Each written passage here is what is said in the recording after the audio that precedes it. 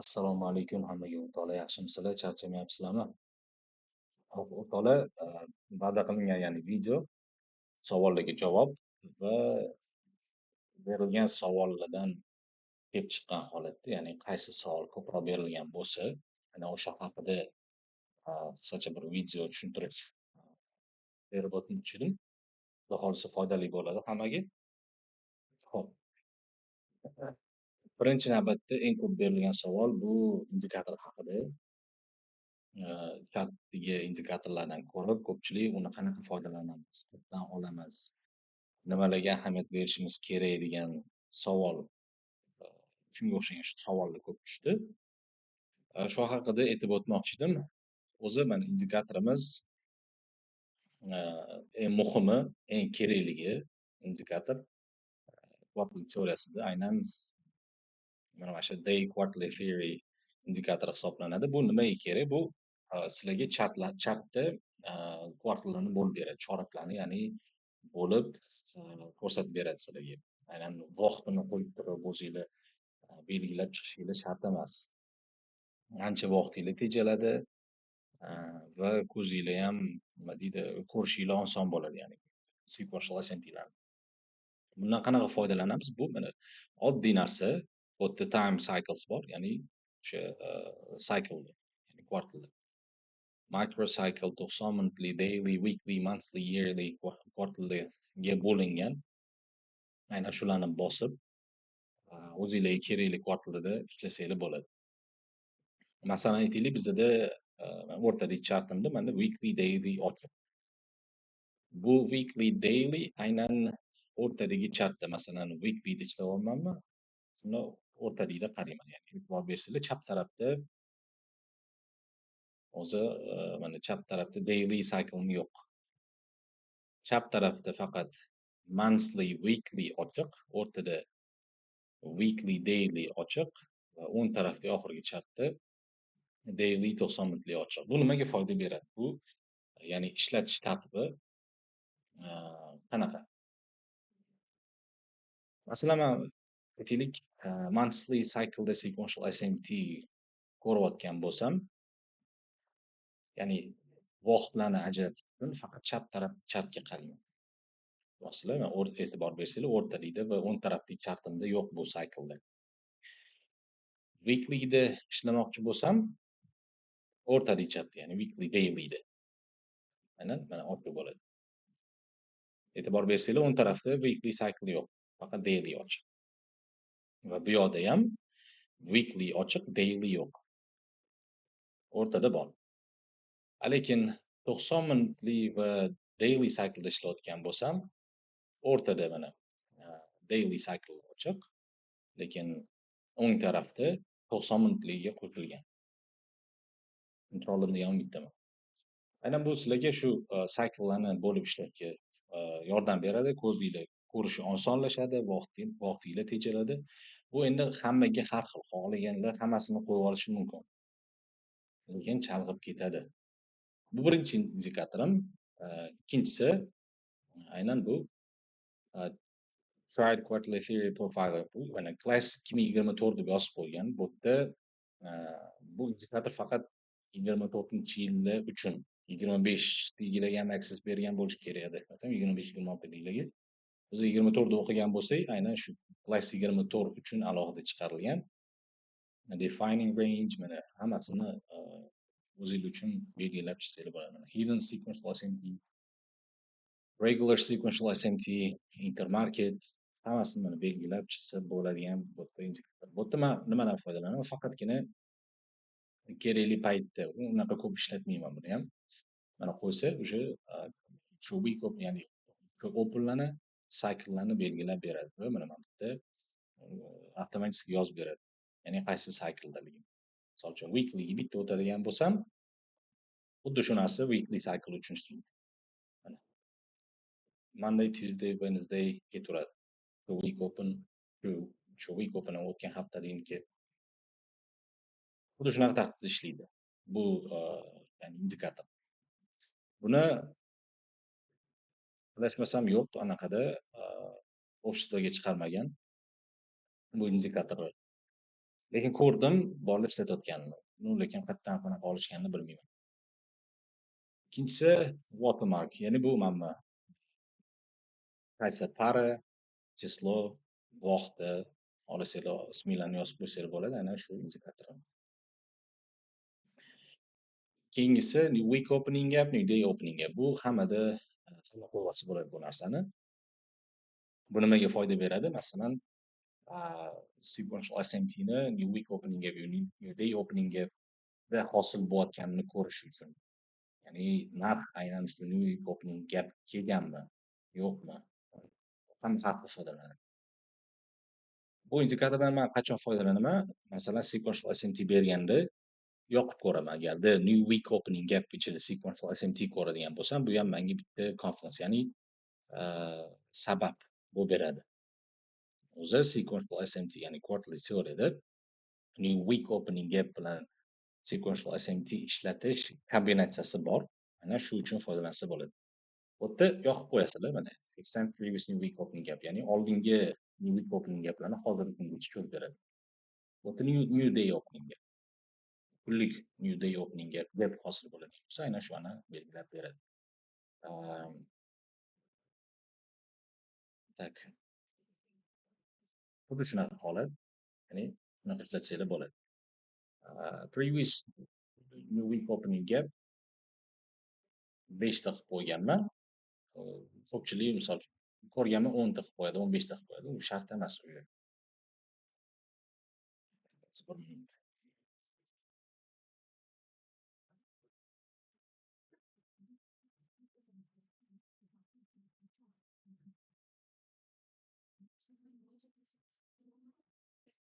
Bu uchun foydalansanglar bo'ladi bu indikatordan. Ya'ni aynan shu indikatorlardan foydalanaman. Muhimi menga mana buni ishlatmasdan ham уже nima deydi, trade qilsa bo'ladi. Ya'ni bundan foydalanmasdan analiz qilsa bo'ladi. Уже vaqt sayin ya'ni ko'z o'rganadi bu narsaga. Uncha qaramayman deb aytolmayman, lekin определенный mashinaga qarab turib saykllarni man bo'lmayman.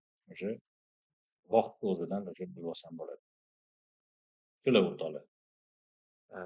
Indikatorlar haqida ma'lumot. Keyingi savol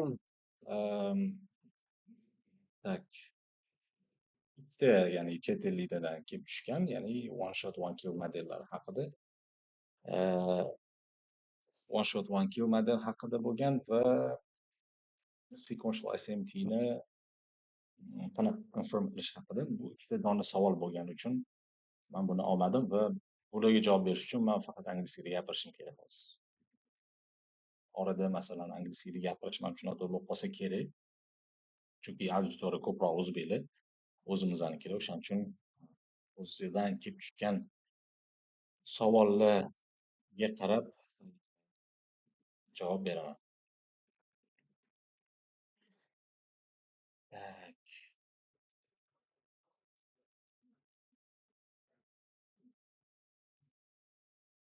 Hop. Keyingi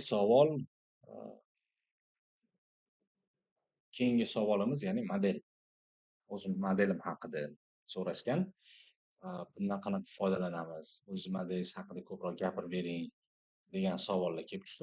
O'sha haqida ham qisqacha ma'lumot berib o'tmoqchiman. Mani lичный modelim qanaqa, nimalarga ahamiyat beraman? Shu savol ko'p kelgan. Hop. Mani modelim bundan iboratki, men ikkita sequential SMT ishlataman. Birinchisi bias topish uchun, ikkinchisi biasni confirm qilish uchun. Bu haqida alohida xudo xolisa darslar chiqadi YouTube'ga. Va o'ylaymanki, katta darslardan biri bo'ladi sifatida sequential SMTda ishlashi to'g'ri yo'li aynan shu model. Ya'ni ikkita cycle sequential SMT ishlatish. Hop. Bu qanaqa? Shu haqida yozib informatsiya berib ketaman. Qaranglar.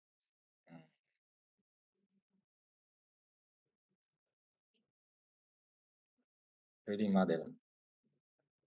Birinchisi sequential SMT bias topish uchun, ikkinchisi sequential SMT to confirm bias. Bu narsa har doim yonma-yon yuradi. Bu narsa har doim yonma-yon yuradi. Mana shu narsa bir-biri bilan chambarchas bog'liq. Sababi bu narsa bo'lmasa, bundan foydalanmasanglar, o'sha sizlarni tradinginglar, ya'ni sequential SMTdan to'g'ri foydalanmayotgan bo'lasizlar. Tushunyapsizlar? Masalan aytaylik, bizada sequential SMT hosil bo'ladi. Sequential SMT hosil bo'ldi deylik.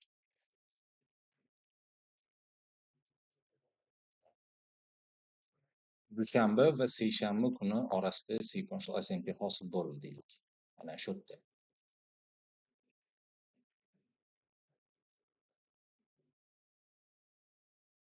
Sequential SMT hosil bo'ldi va buni biz bias topish uchun ishlatdik. To'g'rimi?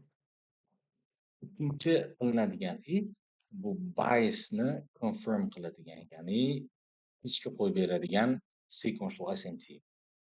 Bu qachon hosil bo'ladi? Aynan bias hosil bo'lgandan keyin. Masalan, aytaylik Nasdaqda dushanba lowni seshanba kuni yetolmasligi, to'g'rimi? Lekin S&P ga qarasak, masalan, bunaqasi ko'ramiz. Ya'ni dushanbani lowini seshanba yetib qo'ygan. Shunda bizda birinchi sequential SMT'miz bor, bias bor, ya'ni weekly cycle sequential SMT narx tepaga ketishi kerak. Ikkinchi biasimizni ya'ni confirm qiladigan, tasdiqlab beruvchi sequential SMT aynan mana shu yerda bo'ladi. Bu yerda sequential SMT ile nabarotiga ishlash kerak emas. Masalan, aytmoqchiman, weekly cycle sequential SMT bo'lish uchun bo'ldimi? Aynan shu kichkina cycleda, seshanba kuni kichkina cycleda, dailymi yoki 90 minutlik cycleda sizlarda bullish sequential SMT bo'lishi kerak. Masalan, weekly bullish sequential SMT ko'rib turib, daily bearish sequential SMT ko'rish, bu aynan shu yerda bearish sequential SMTni kasb qiladi, ya'ni mana bu yerda katta cycleda hosil bo'lgan sequential SMT, kichkina cycleda buni naborotini bergan sequential SMTni ya'ni buni olib qo'yadi va naborot narxni tepaga qarab olib beradi. Aytmoqchi bo'lganim, katta cycleda bias ko'rdinglarmi? Uni confirm qilish uchun kichkina sequential SMT ko'rishinglar kerak. Bullish, ikki row ham bullish bo'lishi kerak. Masalan, o'shanda ya'ni trade olsanglar bo'ladi.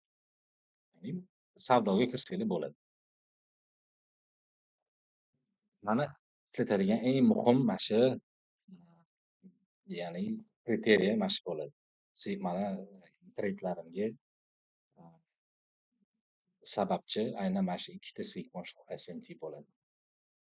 Undan tashqari ishlatadigan narsalarim bor, PSP bor, gap bor. Masalan, katta ya'ni ekonomический, политический holatdan kelib chiqib sequential SMT tanlash yo'llari bor. Lekin eng muhimi, hammasidan ustun turadigan aynan mana shu ikkitasidan foydalanish. Bitta sequential SMT tanlab turib trade qilish bu juda xato narsa. Shu berilgan savollarga menimcha javob bo'lib beradi. Tak, yana bitta savol kelib tushgan. Bitta dona odam bergan, ya'ni 369 haqida.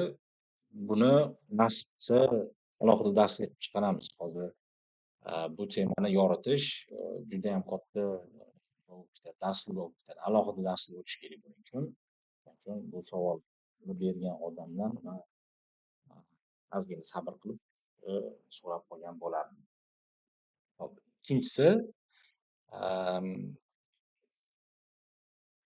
masalan, man trade olganlarimda SMT Field deb aytib o'tib ketaman. Shu haqida ham savol kelgan. Ya'ni nimaligi haqida, SMT Field nima? Bundan qanaqa foydalanamiz?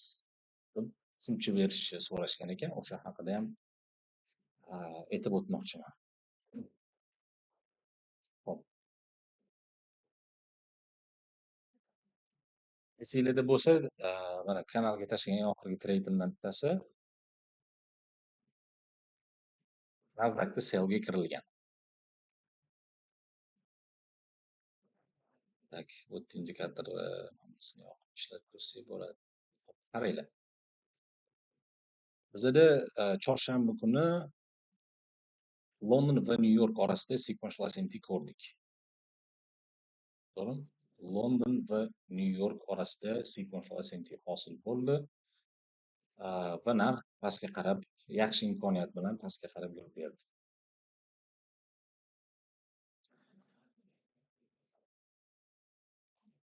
Tak, pastga qarab yurib berdi va bu yerda sequential SMT hosil bo'lgandan keyin daily cycle sequential SMT Londonni high'ini yecha olmasligi, lekin Nasdaqda S&P'da buni наоборотini ko'ribmiz. To'g'rimi? Londonni high'ni yechilishi, lekin Nasdaqda buni наоборотini ko'ryapmiz va narx pastga qarab tushib ketdi. Bu yerda SMT fill hosil bo'lgan va bu yerda sell olishimga yana bitta sababchi narsa ham aynan shu SMT fill hisoblanadi. SMT fill nima? Qachonki sizlarda sequential SMT ko'rsanglar va sequential SMTdan keyin narx gap qoldiradigan bo'lsa, masalan, aynan shu holatda e'tibor beringlar. Nasdaqda nima bor? Bizada gap bor. To'g'rimi? 930 opening bell boshlangandan keyin S&P tepaga qarab, S&P tepaga qarab beryapti, lekin Nasdaq pastga qarab tushyapti.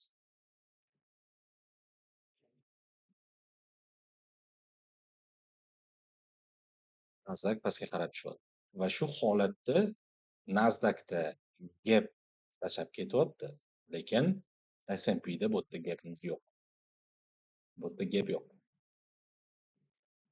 Mana shu holat SMTdan keyin gap berishi, bu SMT fill deb aytiladi va qachonki narx aynan shu FVG ga kirganda boshqa assetda FVG hosil bo'lmasa va FVG hosil bo'lgan para, ya'ni asset shu FVG ni to'ldirishi SMT fill deb aytiladi. Va trade qilish uchun eng yaxshi zona aynan shu FVG hisoblanadi. E'tibor bersanglar, mana bu yerda kirganim yo'q. Aynan sequential SMT confirm bo'lgandan keyin va displacement hosil bo'lib, gap hosil bo'lgandan keyin narx shu gapga kirishi bilan sell ochilgan va narx pastga qarab yurishni boshlagan.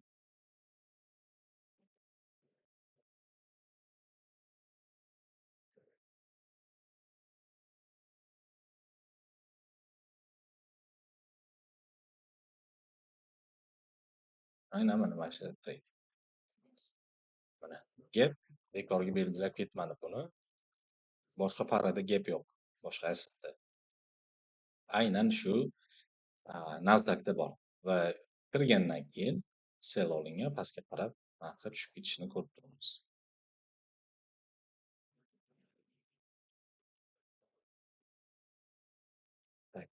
Manimcha bu savolingizga javob bu beradi, ya'ni SMT fill nimaligi haqida sizlarga javob beradi. Va albatta o'zini o'rnida yana bitta savol shu PSP haqida kelib tushgan. Oxirgi savol.